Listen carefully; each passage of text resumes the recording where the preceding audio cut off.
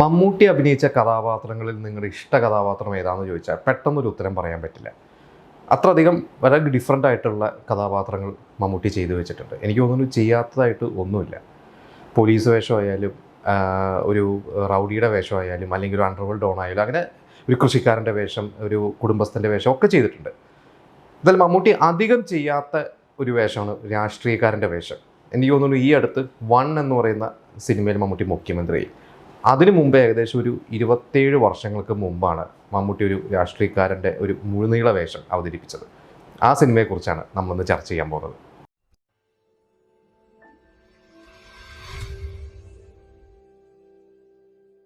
ഒരു കാലത്ത് മലയാളികളുടെ പ്രിയപ്പെട്ട സംവിധായകനായിരുന്നു ബാലചന്ദ്രൻ മേനോൻ.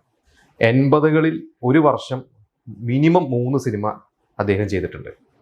അത് പ്രത്യേകിച്ച് കുടുംബ ചിത്രങ്ങളുടെ ഒരു സംവിധായകൻ എന്ന രീതിയിലാണ് അദ്ദേഹം അറിയപ്പെട്ടിരുന്നത്. മിക്ക സിനിമകളിലും അദ്ദേഹം തന്നെ അഭിനയിച്ചിട്ടുണ്ട്. മോഹൻലാലിൻ്റെയും മമ്മൂട്ടിയുടെയൊക്കെ തുടക്കകാലത്ത് കുറച്ച് സിനിമകൾ, അതായത് ബാലചന്ദ്രൻ മേനോനുമായി സഹകരിച്ചിട്ട് കുറച്ച് സിനിമകളൊക്കെ അവർ ചെയ്തിട്ടുണ്ട്. എന്നാൽ അവരൊരു സൂപ്പർ സ്റ്റാർ ആയ ശേഷം, അതായത് ഒരു 86 ശേഷം അധികം അവർ അഭിനയിച്ചിട്ടില്ല എന്ന് തന്നെ പറയാം. ബാലേന്ദ്ര മേനോന്റെ സിനിമകളിൽ കൂടുതൽ ബാലേന്ദ്ര മേനോൻ തന്നെയാണ് അഭിനയിച്ചിട്ടുള്ളത്, അല്ലെങ്കിൽ ജയറാം അഭിനയിച്ചിട്ടുണ്ട്. എന്നാൽ മമ്മൂട്ടിയും മോഹൻലാലും ഒരു 85 ശേഷം അധികം ബാലചന്ദ്ര മേനോൻ സിനിമകൾ ചെയ്തിട്ടില്ല. അങ്ങനെ ഒരു 90കളിൽ, ഏകദേശം ഒരു 90ൽ കുറിപ്പിൻ്റെ കണക്ക് പുസ്തകം എന്ന് പറയുന്ന ആ ഒരു സിനിമയുടെ ചർച്ചയും അതിൻ്റെ ഒരു ഷൂട്ടും കാര്യങ്ങളൊക്കെ നടന്നുകൊണ്ടിരിക്കുന്ന സമയത്ത് അതിന് മുമ്പുള്ള ഒരു 3-4 സിനിമകൾ ബാലചന്ദ്ര മേനോന് കുറച്ച് നഷ്ടം വരുത്തി വെച്ചു. അപ്പോൾ ഈ ഒരു സിനിമയുടെ ഒക്കെ ഒരു ബാധ്യത തീരണമെങ്കിൽ ഒരു ഷുവർ ഷോട്ട് സിനിമ ചെയ്യണം. അപ്പോൾ അന്ന് ബാലചന്ദ്ര മേനോൻ ആലോചിച്ചു, മോഹൻലാലും മമ്മൂട്ടി ഈ 2 സൂപ്പർ സ്റ്റാർസിൻ്റെ ഒരു ഡേറ്റ് കിട്ടിയത്, അല്ലെങ്കിൽ ഇവരെ വെച്ചൊരു സിനിമ ചെയ്താൽ തൽക്കാലത്തേക്ക് എൻ്റെ കുറേ പ്രശ്നങ്ങളൊക്കെ മാറും, അതായത് ഈ ഒരു ബാധ്യതകളൊക്കെ ഒന്ന് മാറിക്കിട്ടും.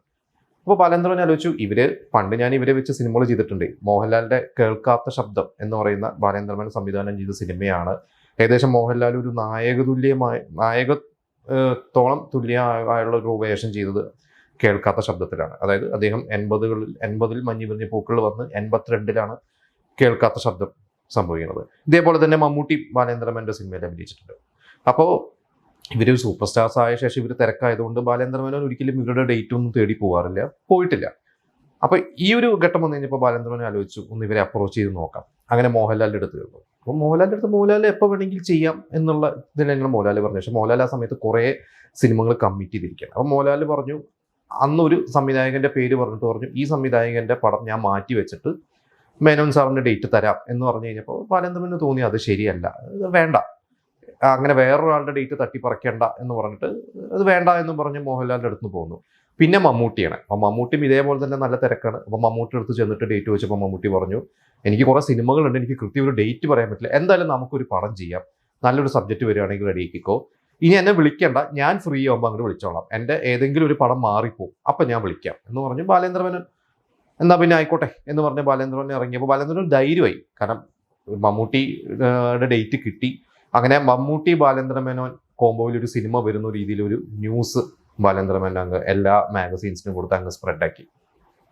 ആ സമയങ്ങളൊക്കെ ബാലചന്ദ്ര മേനോന്റെ ഒരു സ്ഥിരം സങ്കേതം എന്ന് പറയുന്നത് തിരുവനന്തപുരത്ത് തന്നെയാണ്. തിരുവനന്തപുരത്ത് ഏതെങ്കിലും ഒരു റെസ്റ്റോറൻറ്റിലോ അല്ലെങ്കിൽ ഗീത് ഹോട്ടലോ, പിന്നെ ബാലചന്ദ്ര മേനോന്റെ ഒരു ഫാം ഹൗസ് ഒക്കെ ഉണ്ടായിരുന്നു. അങ്ങനെ അവിടേക്കാണ് ഒരു ഡിസ്കഷനൊക്കെ ഇരിക്കുന്നത്. അപ്പോൾ ബാലചന്ദ്ര മേനോന്റെ ഒരു സൗഹൃദ സർക്കിൾ എന്ന് പറഞ്ഞു കഴിഞ്ഞാൽ പ്രധാനപ്പെട്ട കുറേ പൊളിറ്റീഷ്യൻസ് ഉണ്ട്. അതായത് ബാലചന്ദ്ര മേനോന്റെ തന്നെ കോളേജ് കാലഘട്ടം മുതലുള്ള സുഹൃത്തുക്കൾ, ചെറിയാൻ ഫിലിപ്പ്, അതുപോലെ തന്നെ PM ബഷീർ, ഇവർ രണ്ടുപേരും വളരെ അടുത്ത സുഹൃത്തുക്കളായിരുന്നു. അങ്ങനെ ഇവരെയൊക്കെ ആയിട്ടിരുന്ന ഒരു ഡിസ്കഷനിൽ ഇങ്ങനെ ഇരിക്കുന്ന സമയത്ത് ഒരു രാഷ്ട്രീയക്കാരൻ്റെ ഒരു ജീവിതം, അതായത് പൊതുവേ ആ സമയങ്ങളിലൊക്കെ രാഷ്ട്രീയക്കാരുടെ സിനിമകൾ എന്ന് പറഞ്ഞു കഴിഞ്ഞാൽ കൂടുതലും ഒരു രാഷ്ട്രീയക്കാരൻ്റെ ഒരു വില്ലനായിട്ടോ അല്ലെങ്കിൽ വളരെ സീരിയസ് റോളുകളോ, എന്നാൽ ഒരു രാഷ്ട്രീയക്കാരൻ്റെ ഒരു കുടുംബസ്ഥനായിട്ട് രാഷ്ട്രീയക്കാരൻ്റെ കുടുംബ ജീവിതം, ഒരു ലൈറ്റ്. ഇപ്പോൾ ബാലചന്ദ്രൻ്റെ സിനിമകൾ നമുക്കറിയാം, ഒരു കുടുംബ പശ്ചാത്തലമുള്ള സിനിമകളാണ്. അപ്പോൾ അത്തരത്തിലുള്ള ഒരു രാഷ്ട്രീയക്കാരൻ്റെ ജീവിതം അതുവരെ വന്നിട്ടില്ല. അപ്പോൾ ഇവരുടെയൊക്കെ ഒരു ജീവിതം, ഇപ്പോൾ PM ബഷീർ എന്ന് പറയുന്ന നേതാവ്, അദ്ദേഹത്തിൻ്റെയൊക്കെ ഒരു ജീവിതം, അതായത് അദ്ദേഹം ഭാര്യ ഒരു കോളേജ് ലെക്ചറായിരുന്നു. അപ്പോൾ ഭാര്യയുടെ അടുത്തുനിന്ന് പൈസ മേടിച്ചിട്ട് പൊതുപ്രവർത്തനത്തിന് പോവുക. അപ്പോൾ ഈ ഒരു സൗഹൃദ സർക്കിളിൽ നിന്ന് ബാലചന്ദ്ര മേനോൻ ഒരു കഥയല്ല, കുറേ ഇൻസിഡൻസ് കിട്ടി.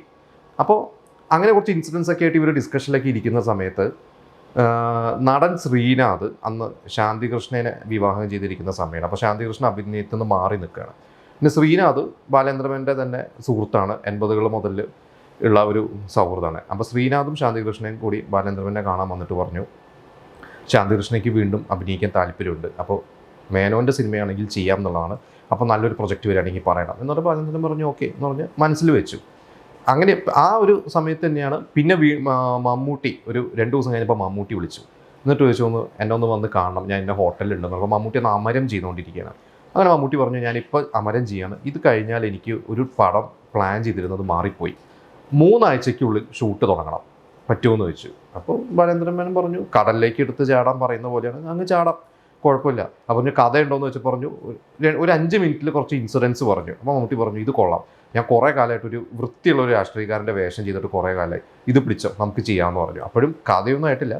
അപ്പോൾ ഇത് കഴിഞ്ഞ് ബാലേന്ദ്രൻ മേനോൻ വീണ്ടും ഇവരൊക്കെ ആയിട്ട് ഈ രാഷ്ട്രീയ സുഹൃത്തുക്കളൊക്കെ ആയിട്ടിരുന്നു. അപ്പോൾ ആ സമയത്ത് ജി കാർത്തികേയൻ, അതുപോലെ തന്നെ ഉമ്മൻചാണ്ടി, ഇവരുടെയൊക്കെ ലൈഫിലെ കുറേ ഇൻസിഡൻസ്, AK ശശീന്ദ്രൻ, ഇവരൊക്കെ കൂടിയിരുന്ന് ഇവരുടെയൊക്കെ ലൈഫിലെ കുറേ ഇൻസിഡൻസ് എല്ലാം കൂടി കൂട്ടിച്ചേർത്തിട്ട് ഒരു കഥ രൂപപ്പെടുത്തി.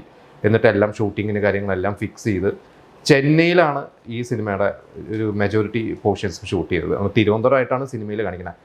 ആ സിനിമയാണ് നയം വ്യക്തമാക്കുന്നു. ഞാൻ ആ സിനിമയുടെ പേര് പറയാൻ വിട്ടുപോയി. അങ്ങനെ നയം വ്യക്തമാക്കുന്നു എന്ന് പറയുന്ന ഒരു ടൈറ്റിലും വന്നത് രസകരമായിട്ടുള്ളൊരു ഇൻസിഡൻറ്റിലൂടെയാണ്. കാരണം ഇവർ ഒരു ദിവസം ഉച്ചയ്ക്ക് ഇരുന്ന് ഡിസ്കഷനൊക്കെ നടത്തി ബാലേന്ദ്രൻ്റെ ഡിസ്കഷൻ്റെ ആവേശത്തിൽ ഊണ് കഴിക്കുന്ന കാര്യമൊക്കെ മറന്നു. അപ്പോൾ AK ശശീന്ദ്രൻ പറഞ്ഞു എനിക്ക് വിഷം തുടങ്ങി, മേനോൻ നയം വ്യക്തമാക്കണം. അപ്പോൾ ഈ നയം വ്യക്തമാക്കണം എന്ന് പറയുന്ന ആ ഒരു വാക്ക് കിട്ടിയപ്പോൾ ബാലേന്ദ്രൻ അതിന് ടൈറ്റിലിട്ടു നയം വ്യക്തമാക്കുന്നു. പിന്നെ മമ്മൂട്ടി ശാന്തികൃഷ്ണ നയം വ്യക്തമാക്കുന്നു. ആ ഒരു സിനിമ അവിടെ വെച്ചിട്ടാണ് ആ സിനിമ ഓണാവുന്നത്. ഈ സിനിമയുടെ ഷൂട്ടിങ്ങിനായിട്ട് ഇവർ ചെന്നൈയിലേക്ക് ട്രെയിൻ കയറി. ട്രെയിനിലിരുന്നാണ് ശരിക്കും പറഞ്ഞാൽ ബാലേന്ദ്രൻ മേനോൻ ഈ സിനിമയുടെ ഒരു സീൻ ഓർഡർ ആക്കുന്നത്. അതുവരെ ഏകദേശം കുറേ ഇൻസിഡൻസും കഥാപാത്രങ്ങളും മാത്രമേ ഉണ്ടായിരുന്നുള്ളൂ. ട്രെയിനിലിരുന്ന് ഏകദേശം ഒരു രൂപമാക്കി അവിടെ എത്തി. പിന്നെ ലൊക്കേഷൻ സമയത്താണ് ഡയലോഗ്സ് ഒക്കെ എഴുതിയത്. അപ്പോഴേക്കും മമ്മൂട്ടി അടുത്ത് കഥയൊക്കെ പറഞ്ഞു. ഷൂട്ട് വന്നപ്പോൾ മമ്മൂട്ടി ഭയങ്കര ഹാപ്പി, മമ്മൂട്ടിക്ക് ഭയങ്കരമായിട്ട് ഇൻട്രസ്റ്റ് ആയി. പിന്നെ മമ്മൂട്ടി ഒറ്റ കാര്യം പറഞ്ഞുള്ളൂ, ബാലേന്ദ്രൻ ഈ സിനിമയിൽ അഭിനയിക്കരുത്. അപ്പോൾ ബാലേന്ദ്രൻ അതിൻ്റെ കാരണം അറിയില്ല. അപ്പോൾ ബാലേന്ദ്രൻ പറഞ്ഞു ഞാൻ അഭിനയിച്ചാൽ എന്താ പറയുക നിങ്ങളുടെ ക്യാരക്ടർ പൊലിപ്പിക്കണമെങ്കിൽ ഞാൻ പിന്നിൽ തന്നെ നിൽക്കണം, അതുകൊണ്ടായിരിക്കുമല്ലോ എന്ന് പറഞ്ഞ് ബാലേന്ദ്രൻ അഭിനയിച്ചില്ല. ആ സിനിമ നിങ്ങൾ ശ്രദ്ധിച്ചാൽ ബാലേന്ദ്രൻ സംവിധാനം ചെയ്ത സിനിമകളിൽ ഒരു 80% ബാലേന്ദ്രൻ അഭിനയിച്ചിട്ടുണ്ട്. പക്ഷേ ഇങ്ങനെ 1-2 സിനിമകൾ മാത്രമാണ് ബാലേന്ദ്രൻ അഭിനയിക്കാതിരുന്നത്.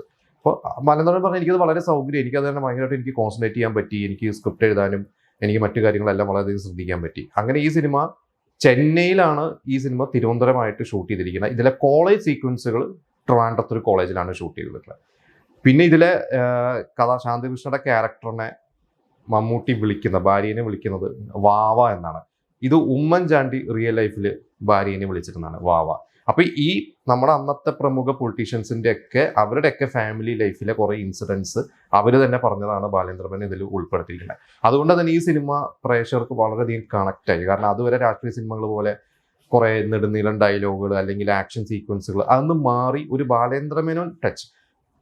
അത് ശരിക്കും പറഞ്ഞാൽ ഈ സിനിമയിൽ നമ്മളിപ്പോൾ കാണുമ്പോൾ പല ആളുകളും വിചാരിക്കുന്ന ഒരു സത്യൻ അന്തിക്കാട് സിനിമയാണത്. കാരണം സത്യൻ അന്തിക്കാടിൻ്റെ ഒരു സിനിമ പോലെയാണ്, പക്ഷെ അതിൽ ഒരു ബാലേന്ദ്രൻ മേനോൻ ഒരു ടച്ചും വന്ന് അതൊരു ഫ്രഷ് ഫീലാണെന്ന് ഓഡിയൻസിന് കിട്ടിയത്. ഇത് 91 വിഷു സമയത്താണ് റിലീസ് ചെയ്തത്. അതൊരു ബാലേന്ദ്രൻ്റെ അന്ന് സിനിമകളൊക്കെ റിലീസ് ചെയ്യുന്നത് എപ്പോഴും ഫെസ്റ്റിവൽസിലാണ്. അദ്ദേഹം എപ്പോഴും 3 ഫെസ്റ്റിവൽ, അതായത് വിഷു, ഓണം, ക്രിസ്മസ്, ഈ 3 ഫെസ്റ്റിവൽസിനാണ് റെഗുലറായിട്ട് സിനിമകൾ റിലീസ് ചെയ്തിരുന്നത്.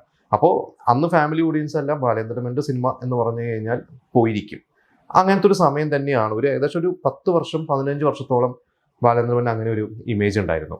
ഇപ്പോൾ ഈ സിനിമയിലെ കാസ്റ്റിങ്ങിനെ കുറിച്ച് പറയുകയാണെങ്കിൽ മമ്മൂട്ടി ശാന്തികൃഷ്ണ കഴിഞ്ഞാൽ പിന്നെ ഇതിൽ മമ്മൂട്ടിയുടെ പേഴ്സണൽ സെക്രട്ടറീസ് ആയിട്ട് ഉള്ളത് ജഗദീഷിൻ്റെ ഒരു കഥാപാത്രം ഒന്ന്, അത് ശശി എന്ന് പറയുന്ന ഒരു ക്യാരക്ടർ. ഇത് അന്ന് ആ സമയത്തെ ഒരു മന്ത്രിയുടെ ഒരു പേഴ്സണൽ ഒരു സ്റ്റാഫിൽ ഒരാളെ മനസ്സിൽ കണ്ടിട്ടാണ്. അതായത് മന്ത്രി അറിയാതെ കൈക്കൂലി മേടിക്കുക, അവസാനം മമ്മൂട്ടി ഇതിൽ പുറത്താക്കുന്നതൊക്കെയാണ്. അത് വളരെ രസകരമായിട്ടുള്ള ഒരു ക്യാരക്ടറാണ് ജഗദീഷിൻ്റെ. പിന്നെ അതേപോലെ തന്നെ മന്ത്രിയുടെ അമ്മയായിട്ട് മമ്മൂട്ടിയുടെ അമ്മയായിട്ട് അടൂർ ഭവാനിയാണ് ആ റോള് ചെയ്തത്. അടൂർ ഭവാനിയുടെ ക്യാരക്ടർ ഇതേപോലെ അന്നുണ്ടായിരുന്ന ഒരു മന്ത്രിയുടെ അമ്മ, അവർ മന്ത്രിമന്ദിരം ഭരിച്ചിരുന്നത് അവരായിരുന്നു എന്നായിരുന്നു അന്ന് പറഞ്ഞിരുന്നത്. അതായത് മന്ത്രിയുടെ അമ്മയാണ്, പക്ഷെ എല്ലാവരും ഭരിക്കുന്ന ഒരു അമ്മ ക്യാരക്ടറാണ്.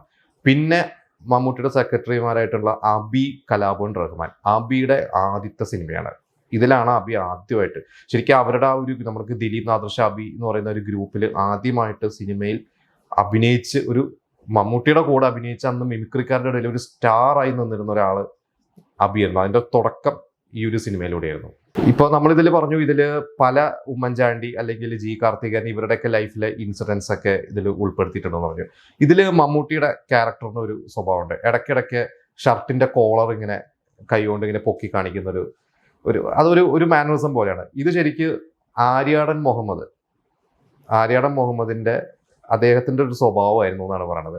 അപ്പൊ ഇതും ഈ പറഞ്ഞ പോലെ ആര്യാടൻ മുഹമ്മദ് ഇവരൊക്കെ കൂടി ഇവരുടെ തന്നെ മാനറിസംസ് ഇവരുടെ ലൈഫൊക്കെ പറഞ്ഞു കൊടുത്തപ്പോൾ ഇത് കാണുന്ന ഓഡിയൻസിനും അത് വളരെയധികം റിലേറ്റ് ചെയ്യാൻ പറ്റി. നമുക്കറിയാം ഇപ്പോൾ ആര്യാടൻ മുഹമ്മദിന്റെ മകൻ ആര്യാടൻ ഷൗക്കത്ത് ഇപ്പോൾ നിലമ്പൂർ ഇലക്ഷനൊക്കെ കഴിഞ്ഞ് വിജയിച്ച് നിൽക്കുന്നൊരു സമയമാണ്. ആര്യാടൻ ഷൗക്കത്തും സിനിമാക്കാരനാണ്. അദ്ദേഹം കുറെ തിരക്കഥകൾ എഴുതിയിട്ടുണ്ട്. പിന്നെ ഇതിൽ കരമന ജനാർദ്ദനൻ നായർ, VK ശ്രീരാമൻ, ജോണി, അങ്ങനെ ഒരു വലിയൊരു സ്റ്റാർ കാസ്റ്റ് ഉണ്ട്. ഗണേഷ് കുമാർ അഭിനയിച്ചിട്ടുണ്ട്.